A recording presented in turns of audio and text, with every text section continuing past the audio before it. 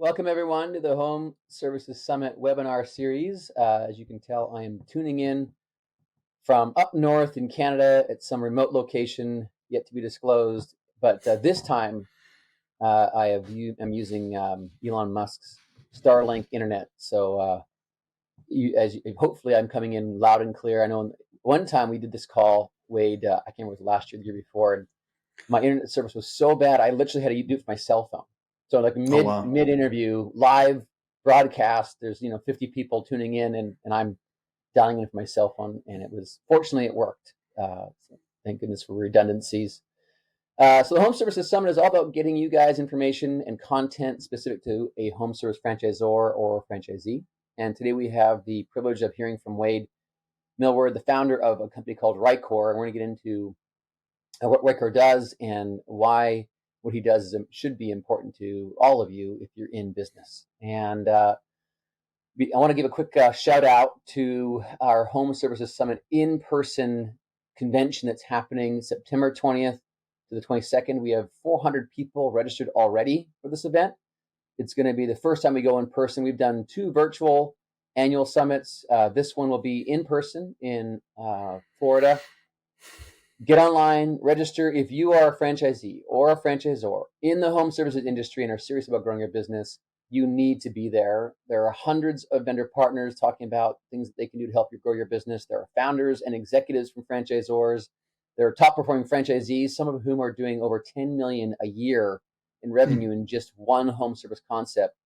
And you need to be there. You need to learn from them. You need to network and connect. And not just that, all that, but we'll have a good time. I promise. This event is always sponsored by ProNexis.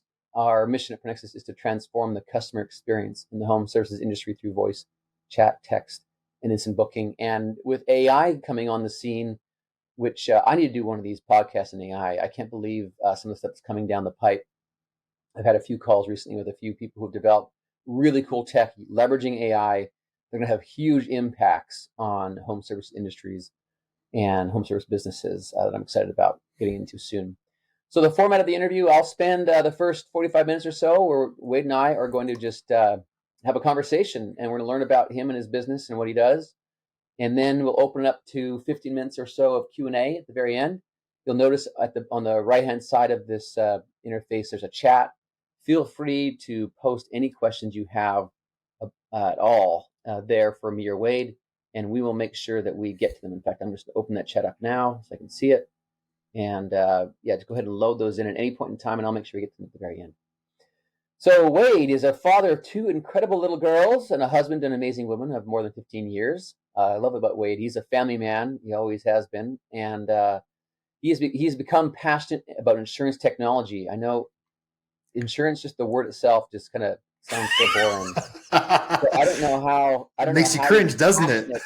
About insurance, but I can tell you, having known Wade, how long have we known each other now, Wade? It's probably been 5 or 6 years. 5, yeah, like 5 years.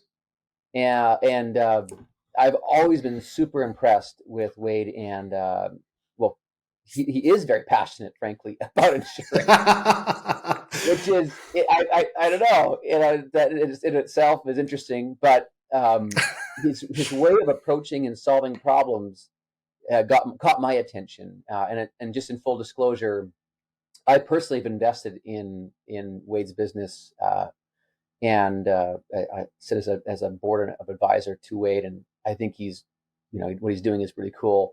And what caught my attention, which we're going to get into in a bit, is how he solved a problem that has had a big impact on me personally in the franchising business. That when I heard about how he could solve that problem, I got super interested. And so with that, let's get into Wade and hear a little bit about you. Wade, how much can you squat again? We were talking backstage. Let's get into that real quick. I think that's the most, after that question is answered, we probably just hop off and end the entire interview. I think we're done there. I do enjoy lifting. Squatting is something you know what I've noticed about squatting though? It helps me just feel better. Everything feels better when I squat a lot and heavy weight. I don't know why. It's really weird.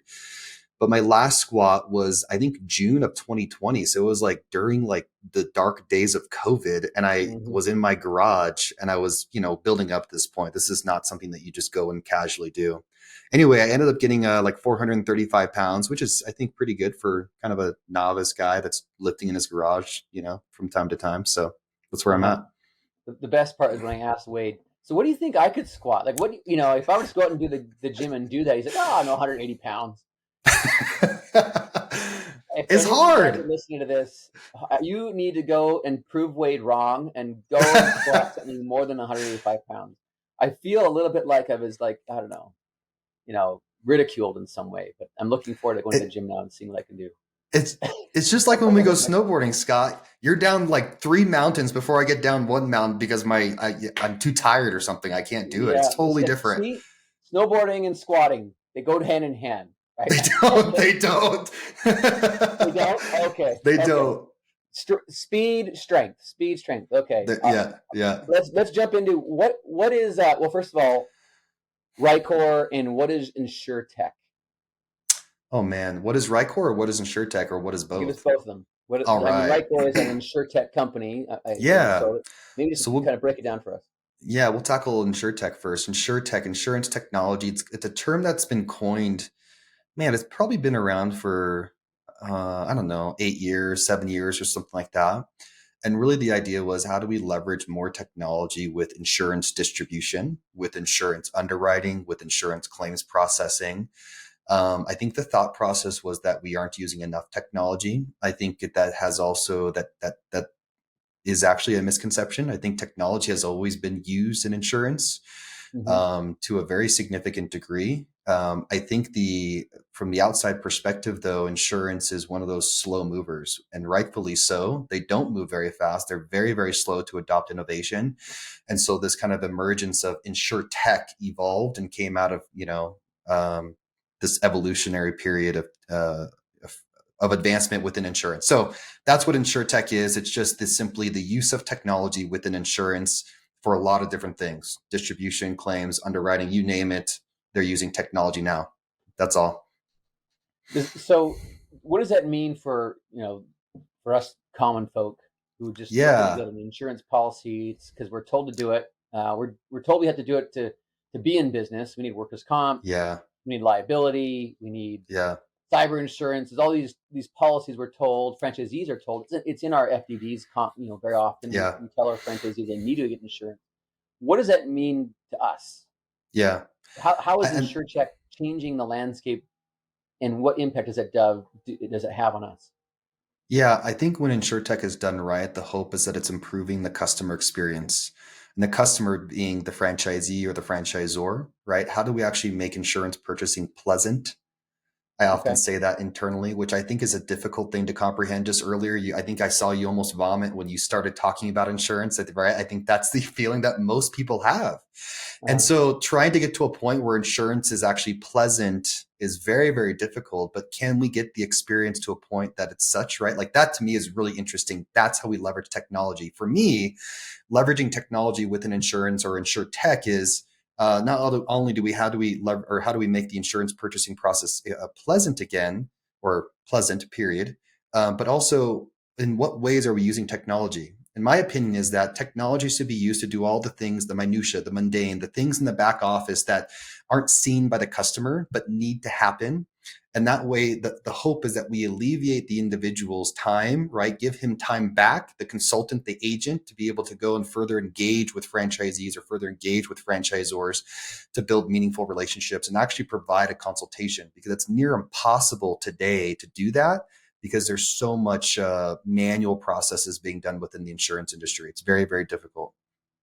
When you say so, break that down for us. What specifically what has been changing in your industry, in the insurance industry for franchisors? What's Yeah. different now than what it was looking like in 10 years ago or 15 years ago? What's happened? Yeah, I think the assumption 10 or 15 years ago was that everything was just going to be manual and paper-based processes. That's it. Okay. That's the way things were done. That's the way things are going to be happening going forward, right? And so we build these, we have these existing constraints, and we have a hard time believing that those constraints have been either been removed or alleviated to some degree. And so it's like, As we progress now with time, we're starting to see that these constraints actually have moved. They've shifted.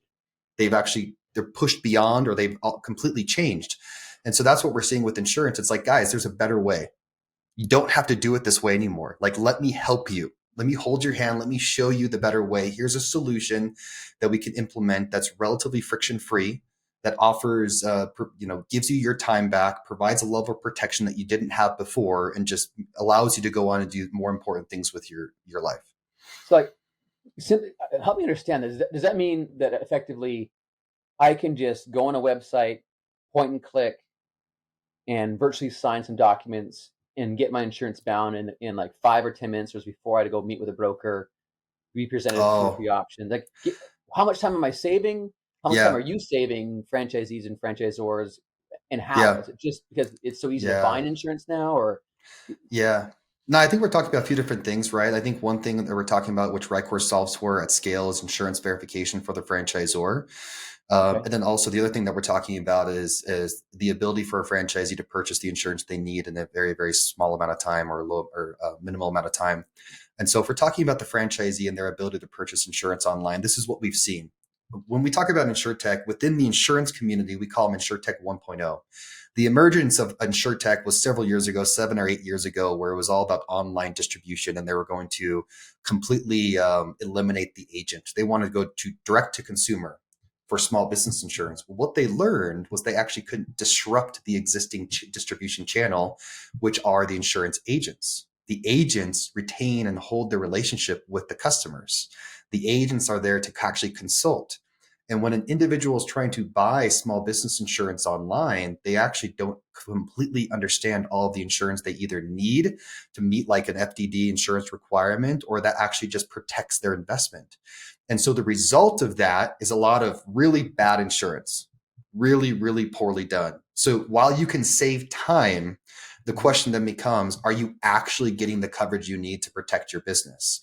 Mm-hmm. And so our philosophy at Rycor is like, time is good. Time is important. How do we just reduce the friction?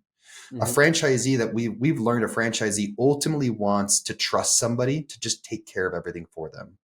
So we go with that approach. How do we make sure that we get them the coverage they need without them having to tell us what they need to either meet their requirements or protect their investments?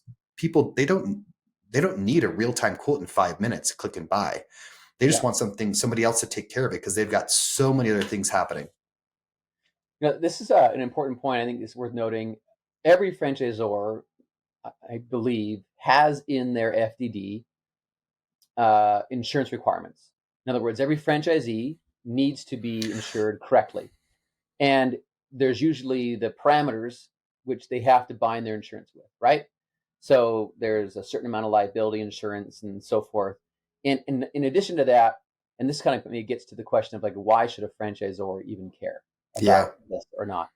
And maybe let's just talk about this, because I think this is why when you asked if we should get on the show and talk about it, I think this is probably worth spending some time on, because I personally lived an experience where you need to care.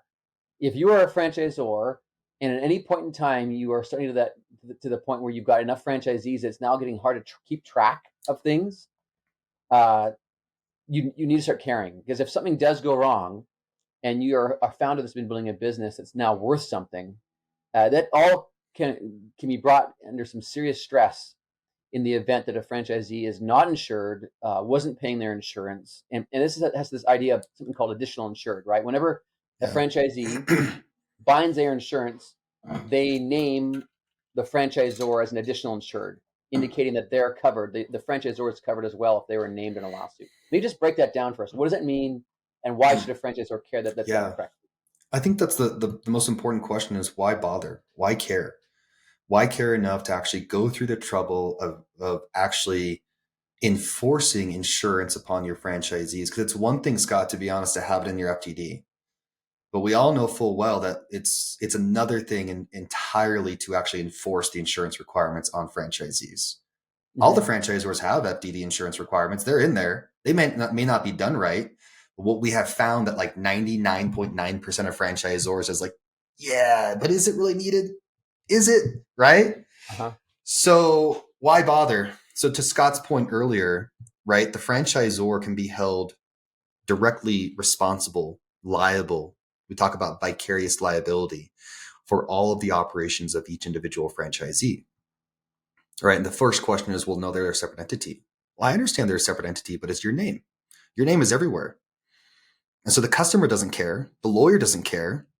The moment something really, really bad happens and that franchisee doesn't have the right insurance, guess who they're coming after? They're knocking on Scott's door. They're knocking on the franchisor's door, the founder's door, the CEO's door, and they're asking for all of your money. That's what they do. We're in America. This is a very litigious country. They love to sue, and they'll go after. And they at the end of the day, they're looking at who has the deepest pockets. What they don't understand, right, is that the franchisor often doesn't have very deep pockets. The larger the system, though, for sure, the more potential for anyways these massive payouts and massive settlements and massive issues. So that's why you should care, right? It's a real thing. It happens. Let me just, and I'll just share my experience on this because I think it's worth noting. I have a comment here from Spencer. He said, a great example of an online quoting service that, yes, it's easy to create policies, but often there are holes in coverage. There's often a subcontractor exclusion on the policy, which Christy has a question about this here in a minute. We'll get to you later, Christy, but yeah, we need to talk about that as well.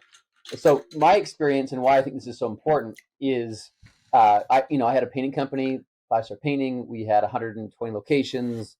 We had a franchisee that didn't pay their workers' compensation policy. And back in the day, if you were an additional insured, you get sent in the mail a document that told you were named as an additional insured, and that would go in a file with every franchisee that we would just hope one day, if we ever needed it, we'd go to and pull it out and go, oh yeah, we've been insured, don't worry, it's done properly. Well, in this case, the franchisee didn't pay their bill, and I don't know if we didn't check the mail in time. I don't know if we just never even got the mail. I don't even know what happened. But when it came down to it, the franchisee is operating as painting a house. He subcontracted to someone to paint that house. That subcontractor also subcontracted with someone else to paint the house. So we've got, franchisor, franchisee, subcontractor, subcontractor. And this person here climbs the ladder, falls off the ladder, becomes a paraplegic. It's a horrible story. This person is literally, his life is now in a wheelchair. And he rightfully asks for workers' compensation to deal with the problem. And he goes to the person who hired him and finds out that the subcontractor didn't have workers' compensation insurance. And then so then of course they go to the next person. And the next person is the franchisee. And the franchisee goes, oh, sorry, I forgot to pay the bill. I don't have insurance either. And so now they go to the next person who is the franchisor, and they come to us, and my workers' compensation policy says, we don't know who you are. This subcontractor down here, 3 levels, you've never been employed by us. There's no joint employer thing happening here, but it doesn't matter. The state that this person got injured in, all they care about is that this person needs the care that's necessary, and somebody in this food chain has to pay the bill. So the state steps up and pays the bill in the interim, medical bills and so forth, and the van conversions and to take care of them. And they sue every single person in the food chain.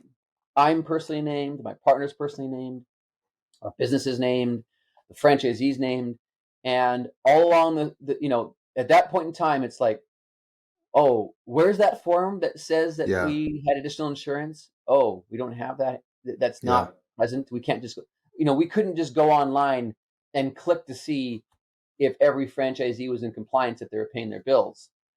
So that's why franchisors should care. If you're wondering why you should care, these are multi-million dollar lawsuits that I've personally lived and gone through. Years of frustration, tons of legal fees. And so when Wade and I were at Pizza Factory having lunch, and he's telling me about this idea of leveraging technology to give franchisors a dashboard and have instant access to their franchisees if they have insurance and if they're up to date on that and if they're compliant. immediately said, I'm super interested, right? This is like, if you solve this problem, every franchisor who, all of us in franchising, whether you're home services or not, all of us need to solve this problem. Yeah. It gets really interesting. So Yeah. anyone to add to that, Wade? I was just thinking about one thing as you were talking about that story, and the often misconception, right, that you just proved as a misconception is that the subcontractor is its own thing, separate and distinct from the franchisee. And in reality, that's not true at all. The franchisee is going to be liable for the operations of those subcontractors, very much so how the franchisor is liable for the operations of the franchisee. And so this insurance, and often we have this kind of bad taste in our mouth about insurance, and that's all. I got to purchase it, and somebody's telling me to. Franchisors telling me to buy it. Lenders tell me to buy it. Well, like, let's put a different spin on this. Let's put a different perspective on what insurance truly means. It allows you to actually take on risk. It allows you to actually invest in a franchise. It allows you to open up your doors. It allows you to go and get jobs and do bids and actually climb up on ladders. It allows you to do all these things because you're financing risk through a very small portion of premium that we pay every single month. $500, $600. I know some people in the roofing industry are paying a whole lot more, and it's probably a little bit more painful. I get that, but you're financing this multi-million-dollar exposure. And so if you look at it through a different lens, that insurance actually allows you to do these things. You tell me one company, high risk, that doesn't purchase insurance first, that wants to self-insure $100 million of exposure. It's not going to, no. The insurance industry allows innovation to happen, allows everybody to actually get up in business. It's really interesting. I've never even thought of it that way, Wade. You clearly are, you found a way to sell insurance, I think. But yeah, it's a great way of putting it. Financing risk is a great way of describing exactly what you're talking about. So yeah, but I think it's a good way of describing it. And I never thought of it that way, but it's true. Every entrepreneur is taking on risk, and you are mitigating or decreasing that risk by a small premium to allow us to really be in business. That's it. And do it in a way that if something does go wrong, the whole thing doesn't go bankrupt. You've got something that steps up and helps protect you. We all do it with, we take on risk when we drive our cars every day, and we mitigate that risk by a premium. Sometimes if you've got teenagers, those premiums are higher than others.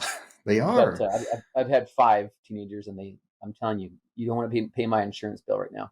Yeah. Okay, let's get into what problems Rycor solves. Clearly, and maybe if you don't mind, break this down. Like, how has Rycor approached solving this problem beyond just like, because anyone can go buy insurance, Wade, right?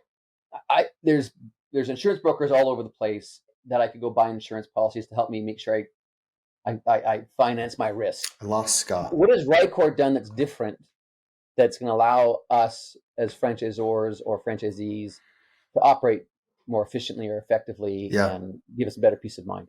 Yeah. Oh my gosh. It's been an amazing journey. We have learned so much about the franchising industry in a very, very short amount of time. I'll start with the franchisors. What are we solving there? What is different about what our approach is with the franchisors? And so the very first thing that we started to realize is just simply the FDD. If we are going to actually solve for insurance requirements, is the FDD at a point where it accurately and adequately describes what insurance is required of the franchisees? Once I started down that path, I quickly realized that the answer is a resounding no.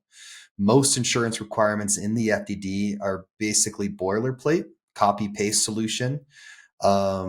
The attorneys do the best job that they possibly can, but at the end of the day, like, they're not an insurance professional. They're not a risk manager. They're an attorney, and they get with the franchisor. And this is my understanding, asking lots and lots of franchisors is, hey, how did you initially establish your insurance requirements?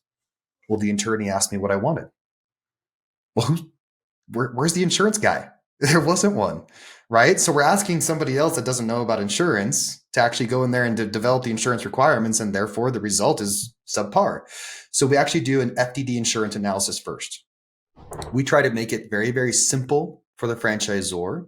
We want to create a deliverable for them that allows them to either update the FDD during FDD renewal, or a copy paste solution to update their operating manual whenever they want. right? So now we have clear and distinct insurance requirements that are based on their actual operations. We understand their risk, their exposure, everything else. And we're like, hey, these are the suggestions that we have. And this is definitely a dialogue. This is collaboration between myself or whoever's doing the analysis and the franchisor. This isn't like a dictatorship. I think we come to a mutual agreement of what they think is reasonable, right? Factoring in price and premium and the actual exposure that they have. So that's the first step. We get all that stuff into our system. We've tried to make it simple for the franchisor. If the franchisor, I'm going to give you the most ideal situation because that's the best. If the franchisor is using a franchise management system, we have the ability to already to plug into that franchise management system. The idea there is that the passing forth of data, franchisee data, to simply engage with them is really bad, right? Whether the data could be incorrect, the data could be outdated, all that kind of stuff. So we just did integrations with a bunch of franchise management systems that allows us real-time data to the franchisees. So now that we have the insurance requirements established, we can then, past that way, like who are you integrated with amongst franchise management systems? Yeah. So today we're integrated with Frank Connect, Client Tether, and ServiceMinder. Awesome. Yep. And then there's, as customers request, we can do further integrations with other systems that are more standardized in the franchise space, I would say. Yep. Anyways, we can talk about that too. Sure. So what are we ultimately solving for? Well, we're solving for a few different things. We're trying to reduce or mitigate the risk, right, that the franchisor holds of being able to verify insurance at scale.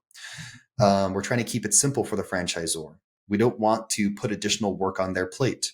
We're trying to keep it simple for the administrator. Imagine the experience for the franchisee as they're being onboarded by the franchise onboarding specialist. The franchising onboarding specialist often is the one that's dealing with the initial requirement or fulfillment of these compliance stuff, like certificates of insurance. And so we're trying to alleviate that burden. We're trying to keep it simple for them.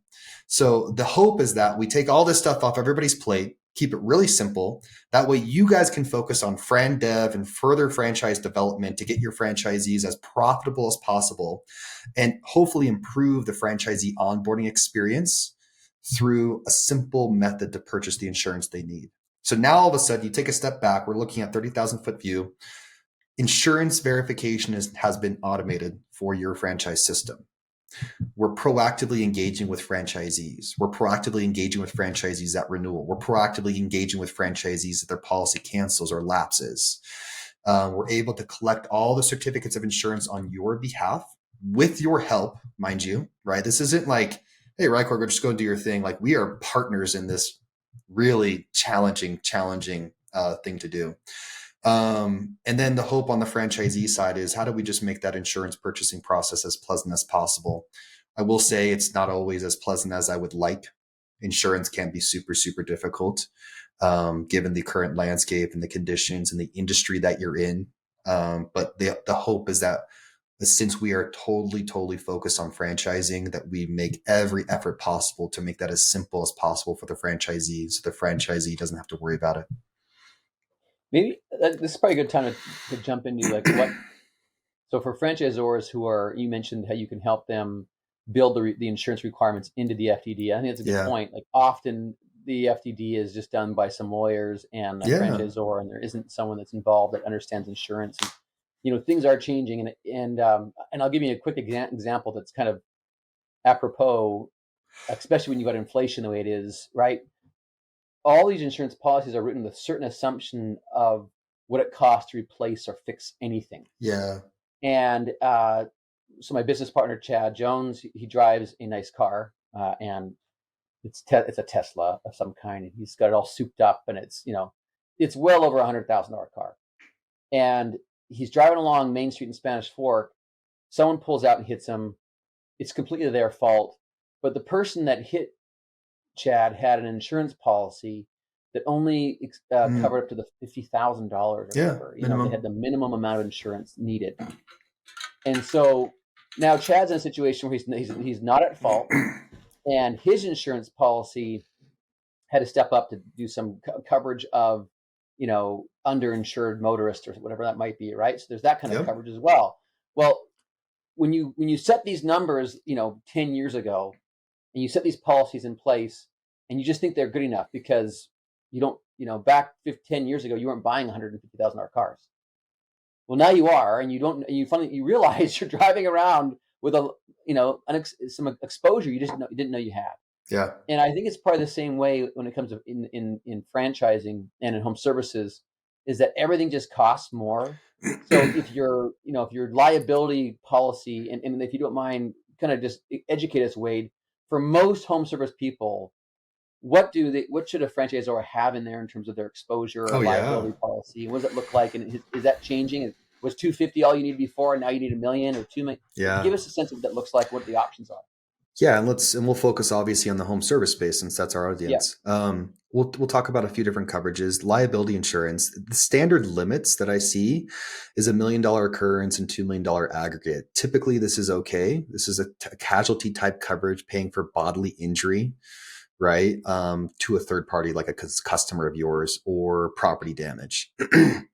That's typically fine, right? And so the way I recommend, or the way I advise franchisors with structuring the insurance requirements if they considering an umbrella policies are good, but like for a brand new franchisee with less exposure, meaning less revenue, less jobs, it's not necessarily required. As they start to grow inside, they have more exposure, more jobs, more opportunity to cause damage or hurt somebody. And so therein lies my opinion, when it's like important or needed to actually increase your overall liability insurance. Something that's more important than just limits alone is the type of policy that you're purchasing. I think Spencer mentioned, somebody else maybe had a question about subcontractor stuff. Yeah. In the home service industry specifically, you have to be very, very aware and cautious. We are currently looking at just limits alone. Meaning, hey, we're checking off the box. You have $1 million occurrence. You have $2 million aggregate. Perfect. That's great. Everything's hunky dory. But it turns out an insurance policy has 200 pages within the contract that nobody ever reads. Nobody wants to, because that to me is terrible as well. So I can only imagine what everybody else thinks about it. And within those contracts, within those clauses, you'll start to see exclusions. And that's where policies get dangerous. Mm-hmm. And in the home service space, the most dangerous exclusion among many others is a subcontractor exclusion. Scott, as you know, and some of your existing models and your prior model with 5-star painting was such that the franchisees were able to sub out work. Well, we know now from the situation that the franchisee is actually liable for the operations of these subcontractors. And if the franchisee has a subcontractor exclusion and they cause some type of damage to the home that results in $50,000, $100,000, and that subcontractor doesn't have his own insurance, which we all know most don't, especially if you're getting the sole proprietor off the street, you're on the hook. And you're going to go file a claim with your insurance company, and they're going to like, oh yeah, no, there's a big right here in the red thingy. It says subcontractor exclusion. That's what you guys have to be aware of. That's what you have to watch out for. And so we do a lot of education around that, both with franchisor and franchisee. Offhand, like which insurance companies, we're just going to call them out. Let's do it. What's that? I said, we're going to call them out right now. Let's do it. Let's throw it down. Yeah. Like, what insurance companies do that? Because in my view, that's kind of like, it's almost predatory. I'll take your money, but I'm not going to cover you for anything. Absolutely. There's so many models that only go subcontractor. Absolutely. This is so dangerous. So like we were talking about the emergence of InsurTech 1.0s. We're talking about the online distribution model where you can go and point and click and buy within 5 minutes. They're one of the primary guys, right? So the Next Insurance, you can go online and buy insurance online. And a lot of franchisees have Next Insurance. Well, turns out they have a subcontractor exclusion, and they offer the coverage all day long to all these franchisees. But again, you have to imagine, like, I don't put fault or blame on the franchisee. They're going into the situation completely unaware and uneducated. They're saying, I got a policy. It matches the limits. I'm not going to read the policy because no one does. It should be okay. No, it's Nex's fault for not actually showing you the exclusions and telling you and educating you why this matters to you. It's a disservice. I think so. Absolutely. It's like selling them something you think you're taking care of, and you find that, oh, wait, the most common thing that could ever happen to me happened, and I'm not actually covered.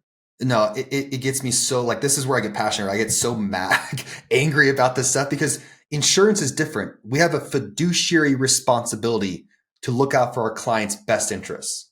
Mm-hmm. And when an insurance company, a fiduciary of a customer, doesn't look out for their best interests, they're at fault. It's their fault.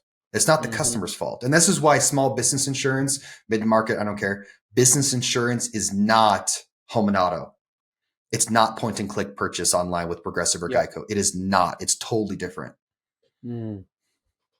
Super valuable stuff. I think I'm hoping someone's listening to this right now going, "Oh crap, I think I bought the wrong insurance." Well, And if you are one of those people, please, I just, nothing would make me sadder to know about a franchisee or a franchisor who suffered a massive loss and were set back significantly because they simply just didn't get it done right the first yeah, time out of ignorance. And so I'm yeah. glad that we're talking about it. Let's, you know, enough of the Debbie Downer stuff. Let's get to something more exciting and fun. Things can go wrong, but lots of things can go right. That's why Yeah. we're in business. We're all optimists. We believe in ourselves. We believe in the business. If we work hard, we're going to make it. You do this stuff, and you make sure you have the right coverage, and it protects you. And I think Riker can help there. How can as a franchisor, it's probably worth just noting, how does Rycor step up in terms of supporting franchisors as a partner, at conventions, or do you have rebates available to franchisors that Yeah. don't have an impact to price on the franchisee? Yeah. That's an important, in my mind, a really important note. Whenever I build programs, I make it very clear that we have to be delivering to franchisees better price, better service, and we do get a small rebate, but that rebate does not have an impact on this experience. And Yeah. we are able to do that because of our size and scale. So is Rycor able to do that for franchisors in the home service industry? Yeah. When a franchisor qualifies, there's really exciting opportunities for them. And I think that's often overlooked. Insurance is one of those things that, like, I think franchisors did not realize or have not been informed or educated, or simply there wasn't a solution to leverage their purchasing power. You guys leverage your purchasing power for everything else, right? Paint, equipment, I don't know what all the other stuff that you guys buy. It's like, hey, we get volume discounts, everything, right? Everything. And then all of a sudden you go to insurance, like, no, sorry, we can't do it. Well, to a degree, there's truth in that, because as a retail insurance agency, leveraging technology, we are simply working with 15, 20, 30, whatever insurance carriers across the United States.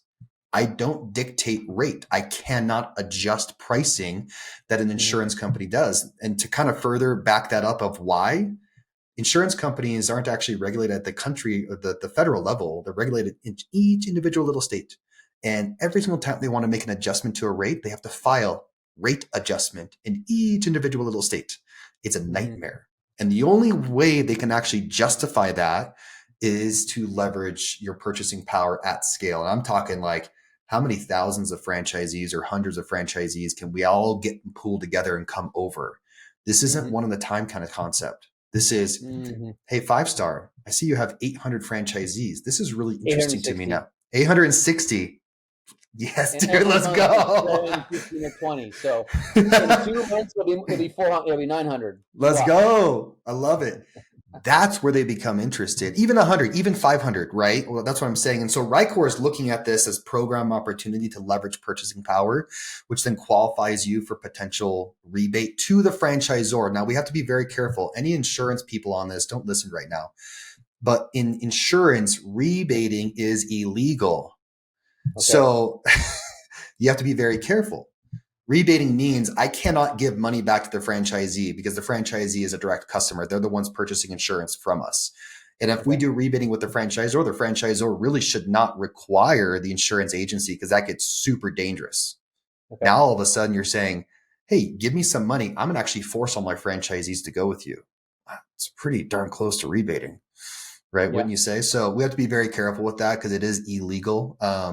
So there's certain requirements, there's certain qualifications, but there is incentive. Now, when we do leverage your purchasing power correctly, not only is price affected, this is where I get excited.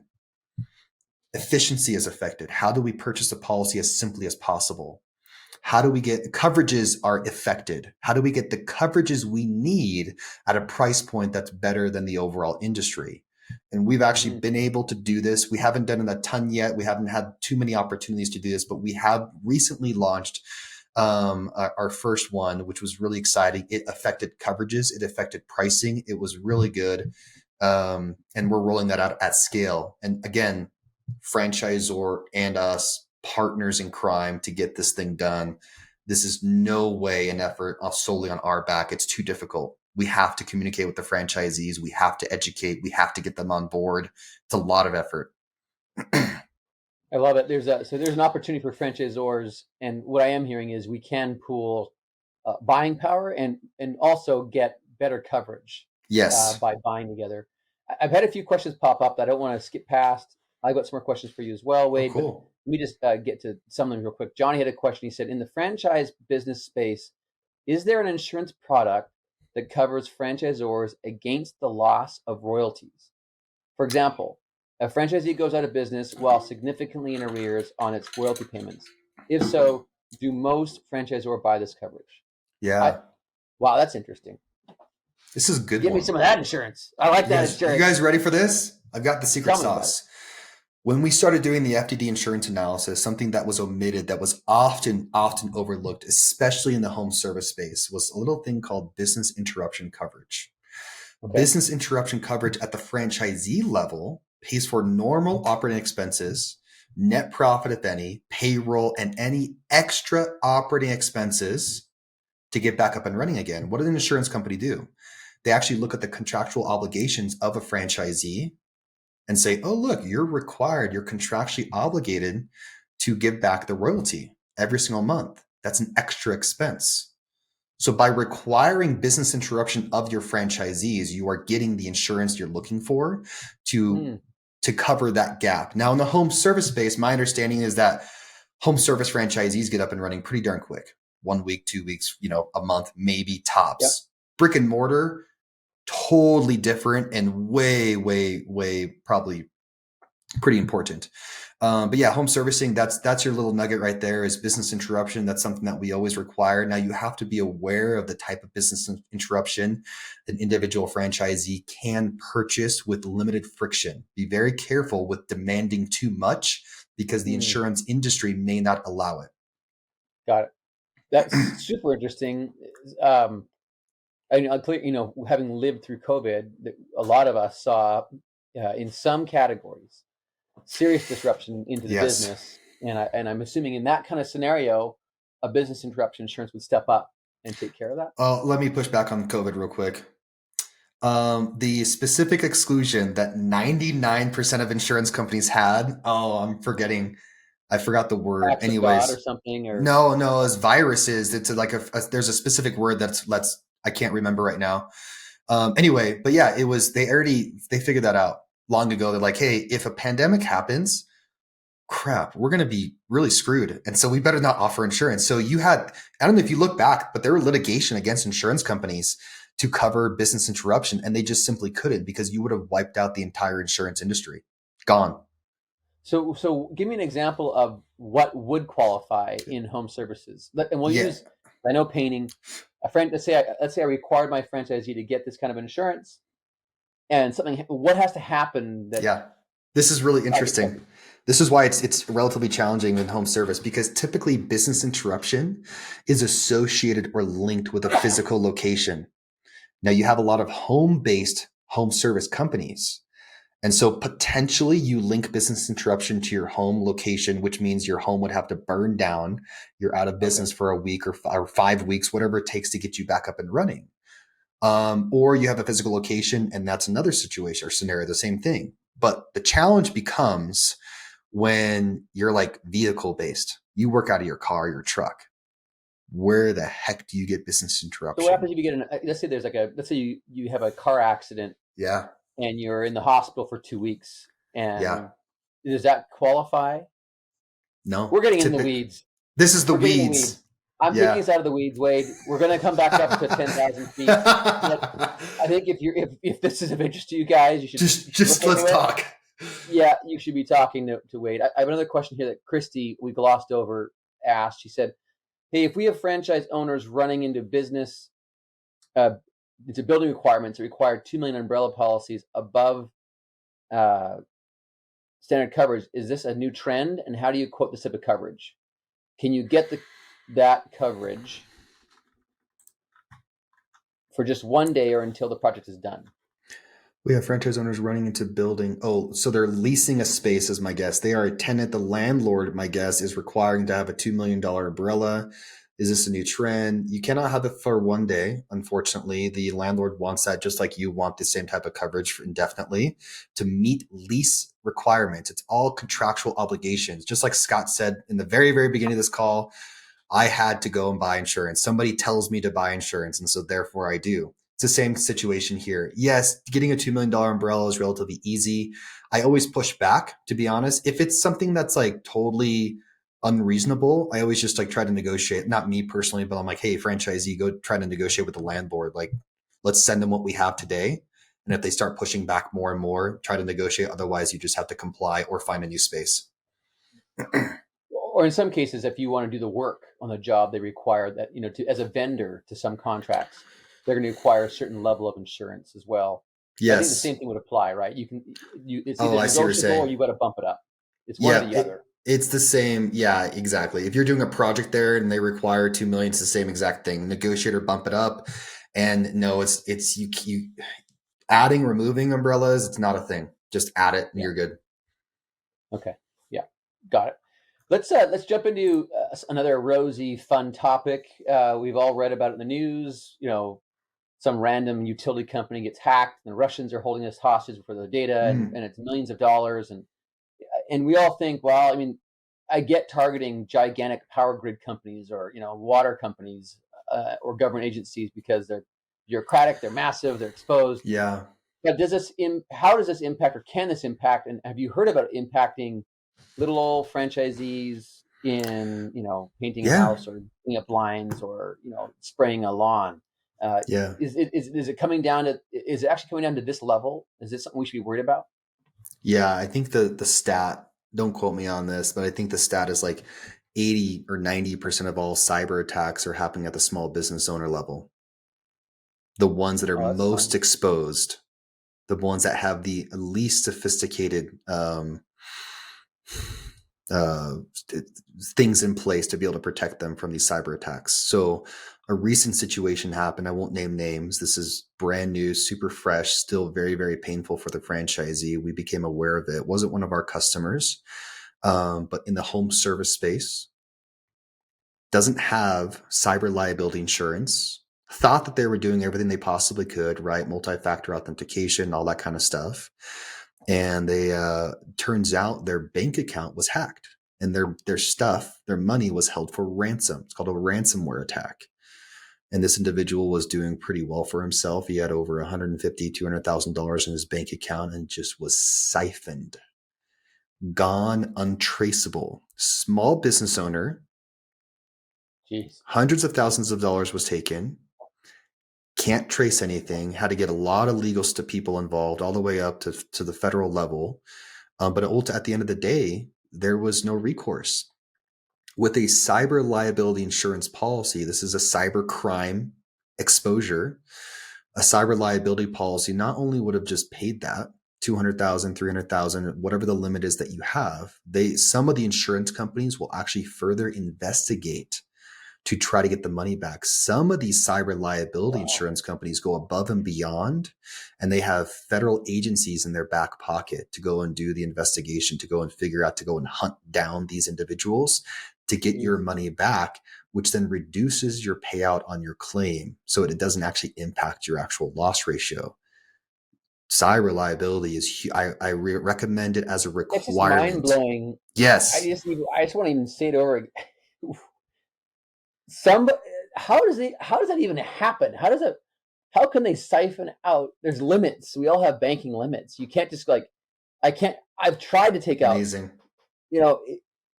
It's mind blowing. And some small business owner is at $150,000, no recourse. What does it cost to get cyber insurance for a person of that size? Cyber is so cheap, guys. It's ridiculous. If you want to buy what does cheap mean? Like, how much are we paying a year? Yeah, if you want to buy like a $500,000 policy limit and there's a bunch of coverages in that, this being one of them, you're talking $700 a year to What would it cost insure. for like? Now I'm Mhm. getting into the weeds because no, I Sure. don't know. There might be a few owners who are dealing with a $500,000 kind of exposure. Most Yeah. home service businesses are like 100 to $150,000. Yeah. It's We're probably talking 400, $500 a year. yeah, okay. It Yeah. might be worth looking into for that. It's for that much money. Odds are, and I hope it never happens to anyone. But if it's happened to you, if it's happened and you've heard about it, it's something to be concerned about. Yeah. Don't and just real quick, not so much more Debbie Downer stuff, but like don't depend on your bank to bail you out. Don't depend on your point of sale system to bail you out. Don't depend on your CRM to bail you out. You guys are responsible for all your own data, all your own money. Hmm. Yeah, no one wants to take those losses. Neither does No, the small business owner either. no. So hard to hear. And whoever that happened to, I wish them well. Maybe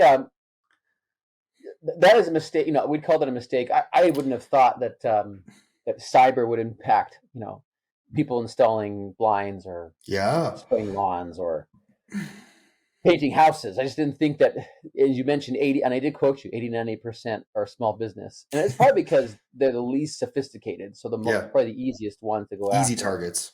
Um, but I can tell you that I know that we have cyber policies in all of our brands and all of our businesses. I wonder if there's a way, and maybe you can answer this question: is there a way for a franchisor to buy a policy that's cyber that would also cover their franchisees, or would that be too difficult? You think?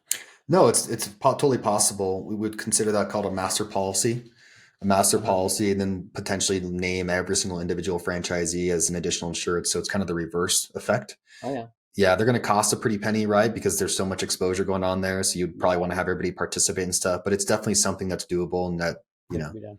yeah. Okay, cool. Well, let's get into some of the common mistakes that maybe Rycor can help small business franchisees avoid, other pitfalls or traps that may exist.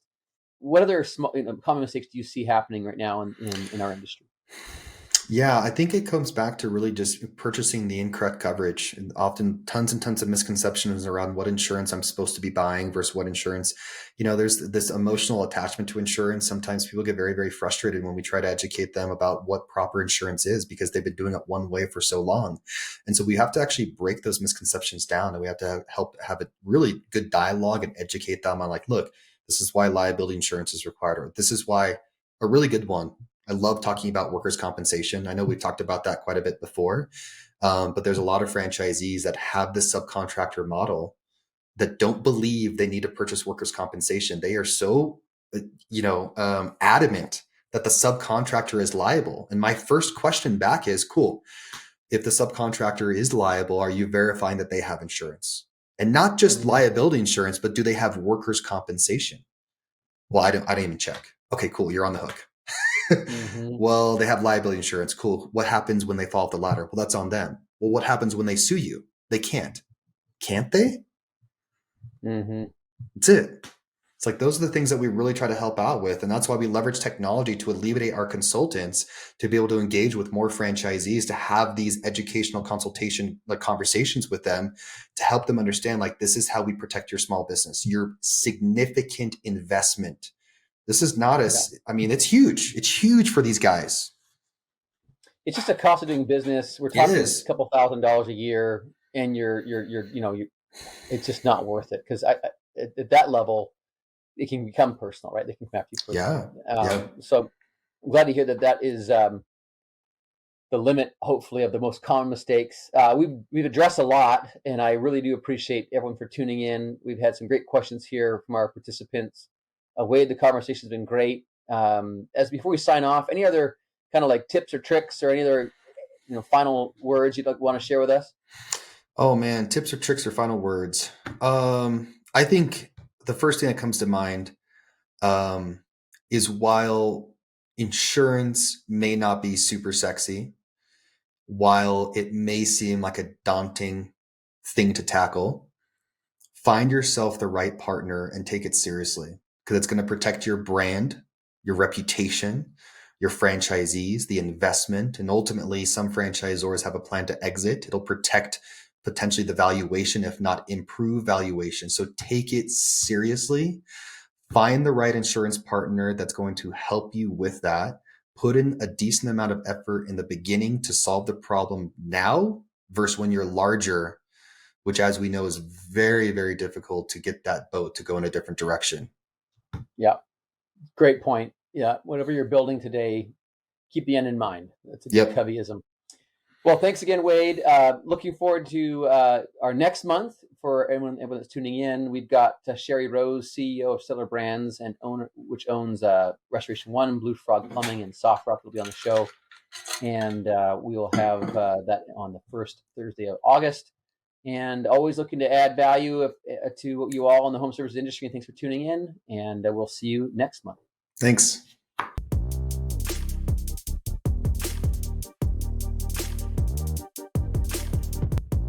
Hey everyone, I hope you've enjoyed this video and more importantly that it brings some value in building your home services business. If you'd like to access more of this amazing content, like and subscribe below. If you'd like to be part of our live recordings and get involved with the speakers and myself, click the subscribe to calendar button or the link in the description to get updates to future events.